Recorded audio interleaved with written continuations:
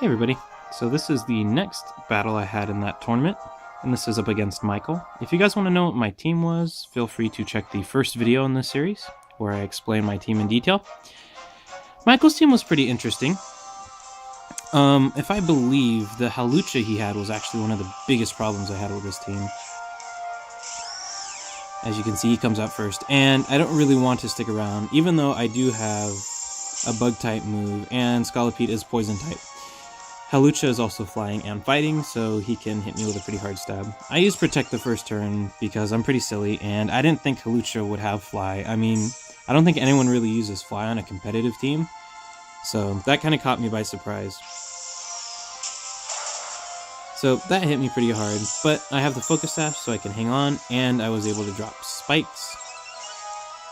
So I believe I Baton Pass. Yes, I didn't want to go for one more for some reason with Protect. I just Baton Passed right out.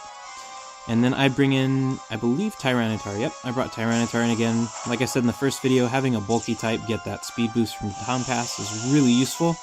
And my Tyranitar runs Assault Vest, so he hits pretty hard.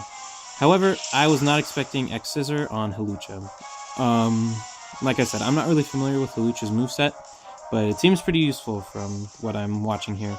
Now, Flying Press is dual type, fighting and flying, so it was able to hit me pretty hard.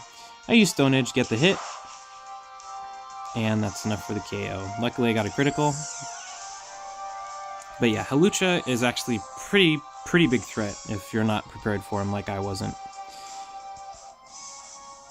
Aegislash comes in, gets hit by the spikes. I use Fire Blast again because it is what I use as a counter to Aegislash, but I keep forgetting about Sacred Sword, so I go down pretty fast. And then I believe I do the same thing I did against the Kira in the last match. I bring in Talonflame, and I usually use Swords Dance when I know an Aegislash is about to use King Shield, or if I can predict. And luckily, both times I've used it in this tournament, first time against the Kira, second time against Michael, it paid off in spades. So now I'm at +2 attack. I get buffeted by the Sandstorm, and that's really not too big an issue. Then I use Flare Blitz, so I now outspeed it. And at +2, super effective is enough to KO it, even with Aegislash's enormous defense. And I just absolutely love Talonflame, probably my favorite Pokemon of the new generation, just because of how darn powerful it is and how useful Gale Wings is. So I go for Brave Bird, which I believe, coupled with the spikes damage that the Pyroar took when it came in, is just enough to get the KO. Yep. So basically, if you don't directly resist Brave Bird or Bird Flying type move, due to the Sharp Beak I'm running, and the stab bonus, and the base power of Brave Bird, and Gale Wings, then you're really not going to be able to stop this bird.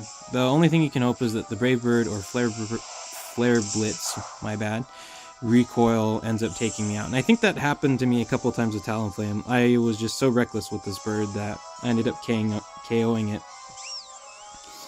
So basically, the most damage I do with Talonflame is to myself over time. But as you can see, I basically just took out 4 Pokemon with 1 Pokemon. So this puts me at a pretty significant advantage. And I'm pretty far ahead. But yeah, like I said, I just absolutely love Talonflame. One of my favorite sweepers. I really wish Braviary was that good in Gen 5, but you know. So I bring out Scolipede again, because like I said in the last video, Scolipede is not just a lead or a scout, but he's also a pretty good pivot. So what I can do is I Protect again, just to see what moves they have, then I get the Speed Boost, then I can Baton Pass out, or if they're a Status Inducer, I can maybe try and induce some of my own statuses before I go down again, things like that. Just a way to change the momentum of a match and mess around with them. So yeah, the Venusaur, I know it has Earthquake at least, so then I be careful a little bit. I try to get the Megahorn off because I have Speed Boost. I'm not really worried about Baton Passing because Venusaur is not that fast. So I get a bit of damage since, you know, Megahorn is super effective against Venusaur. Scolipede goes down. And then I bring in Cloyster for the Icicle Spear. I didn't want to Shell Smash right off the bat just because I didn't think I'd be able to withstand it. because I actually didn't have White Herb. That's right, I had King's Rock for the tournament because I had used my White Herb during the restaurant luau, and I thought I'd be able to hold on to it, but I guess if you use items at a restaurant, you lose them. So I ran King's Rock, so I didn't go for the Shell Smash there, but it was still more than enough. So I basically beat Michael, I believe that was 3-0. And yeah, that was the second match of the tournament. As you can see, this team has actually been really good for me. If I use predictions, it can pay off in spades. And if I make more of these Pokemon videos, this is probably the team you're going to see.